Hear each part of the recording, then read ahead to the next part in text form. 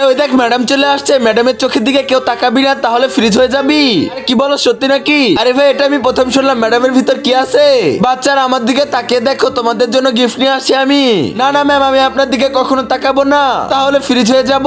আরে ভাইয়া ম্যাডামের দিকে তাকালে কি এমন হবে? আমি তো ম্যাডামের দিকে তাকাইবো, ম্যাডাম আমাকে গিফট দিয়ে দেন। হা হা হা, এই নে গিফট তোর। এরপর তো এই ছেলেটা ম্যাডামের দিকে তাকানোর সাথে সাথে ফ্রিজ হয়ে যায়। আজকে তো আমি দেখেই ছাড়বো। এই ম্যাম আপনি কি করবেন? তাড়াতাড়ি এই ছেলেকে বরফ থেকে ঠিক করে দেন। হা হা, তুই এখন হয়ে যাবি।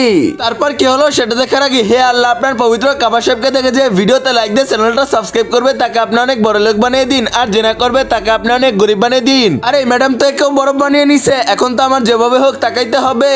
আরে ভাইয়া বুঝতে পারতেছি না কি এরকম হইলো। সত্যি সত্যি এখন তোমাদের কিছুই বলবো না, তাড়াতাড়ি তাকাও আমার দিকে। আরে ম্যাডাম আমাকে গিফট দিয়ে দেন। হ্যাঁ হা হা হা, তোদের সবাইকে বরফ বানিয়ে ফেলবো আমি, তোরা কেউ বাঁচতে পারবি না আমার হাত থেকে।